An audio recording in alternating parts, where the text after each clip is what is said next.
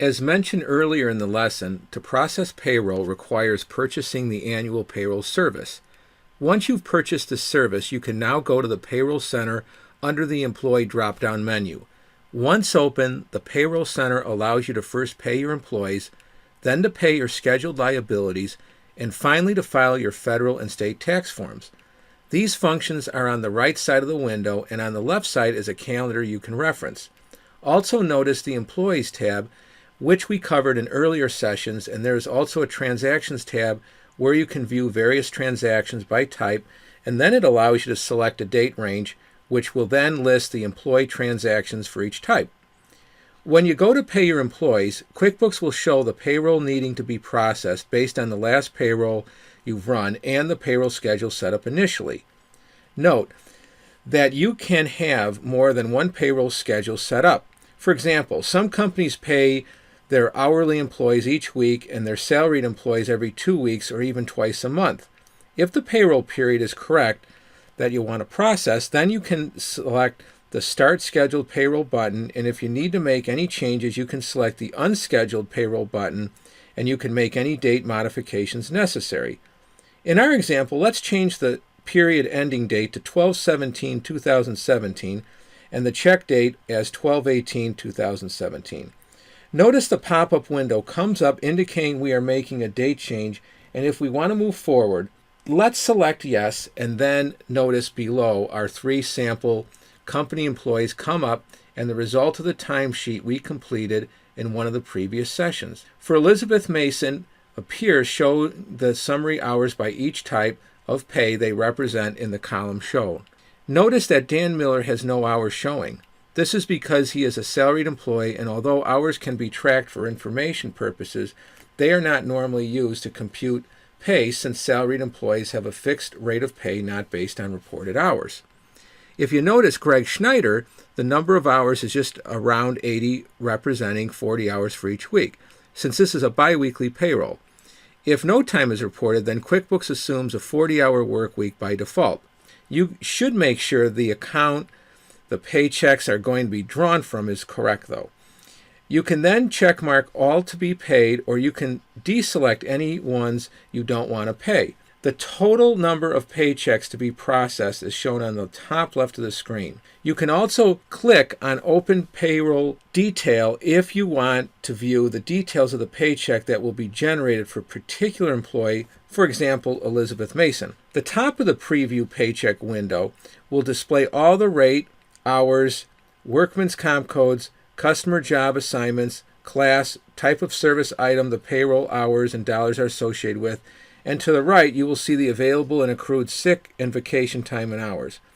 On the bottom of the Preview Paycheck window, you will be provided with the rate and quantity for other payroll items such as health insurance deductions, and on the bottom of the window, a company summary of expenses incurred on behalf of the employee. The employee summary on the right provides the current and year-to-date employee earnings and withholding information. If you need to make any changes, you can do it in this window. But note, you cannot change any year-to-date amounts since only a transaction can affect this calculation. This feature is built in to protect you from making any inadvertent changes. Once you are done reviewing or making changes in this window, you can select Save and Close. When you come back to the Enter Payroll Information window, you can do a final review, and if everything looks okay, just click on Continue.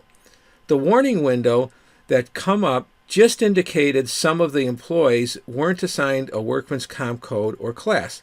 But if you could click on the back button and make any necessary changes. The Review and Create Paychecks window allows you to now see the payroll check information in terms of dollars instead of hours like the previous window. In this window, you again have the opportunity to select what bank account you want to use. You can also change any dates if necessary.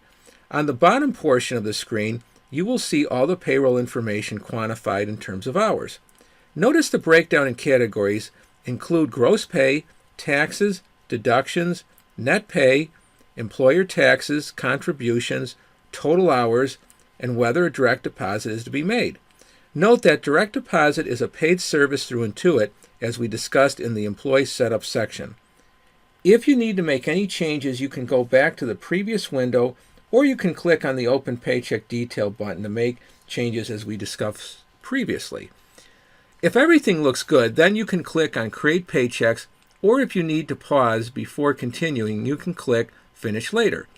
Let's go ahead and click Create Paychecks for our demonstration. The Confirmation and Next Steps window comes up summarizing the checks to be printed, and then you can select whether you want to print paychecks or print pay stubs if you have direct deposits by clicking on the appropriate button. Whichever you choose, the Select Paychecks to Print window will open, and then you will be able to verify the individual check or pay stubs you want to print. You can show whether you want to see paychecks, direct deposits, or both.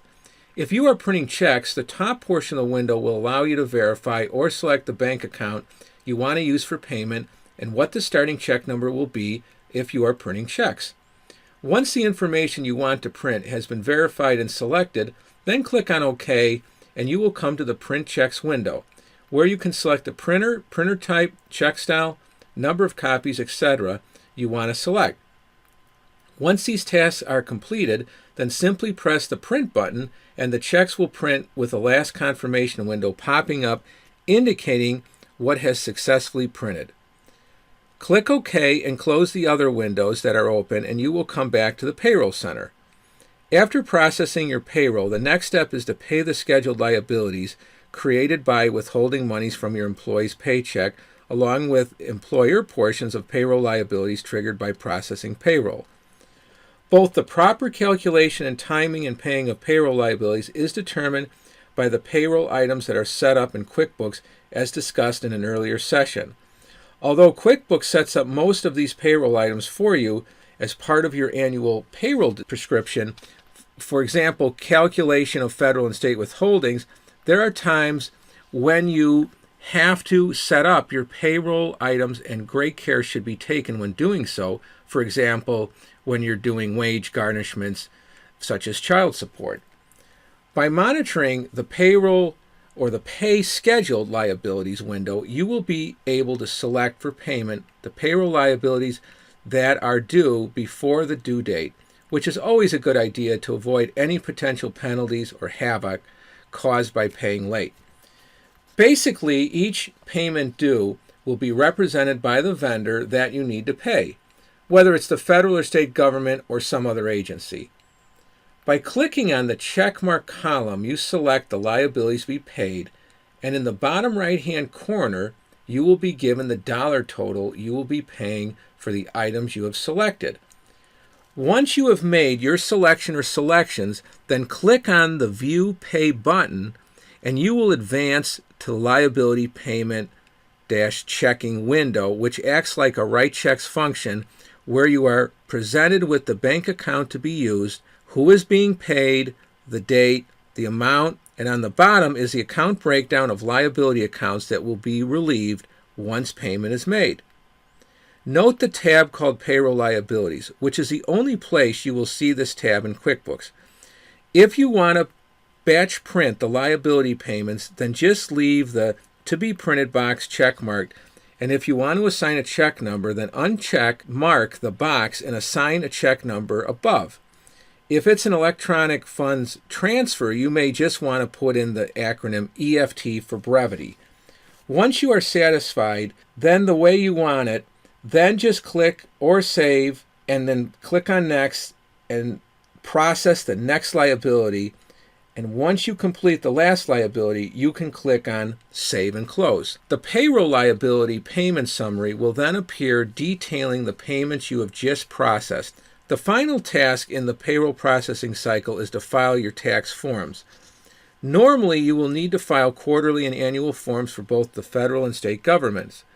When you sign up for the payroll service, you will indicate what state or states you process payroll in, and so QuickBooks will know what forms you will need based on your selection.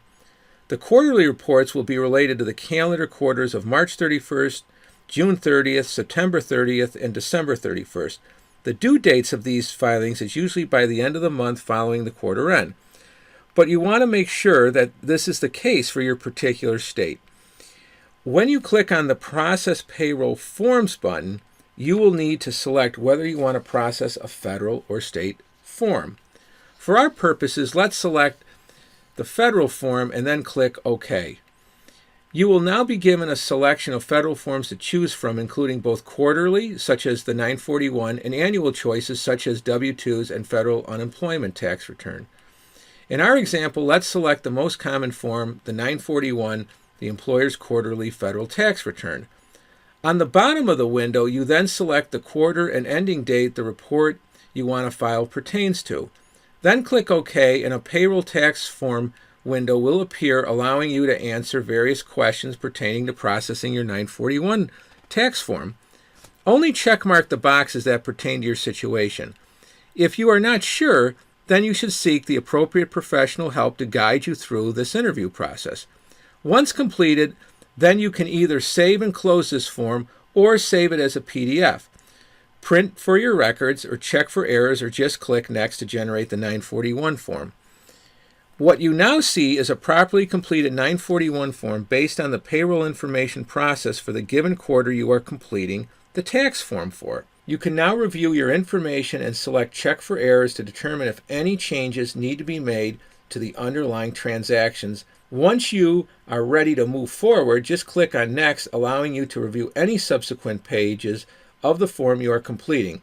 Again, you will want to review each page of the form to make sure it is in line with your understanding of the information, and if you need to answer any pertinent questions prompted by the form, you can do so. When there is more than one page to a form, then once you are beyond the first page, you can go to a previous page or move to the next step.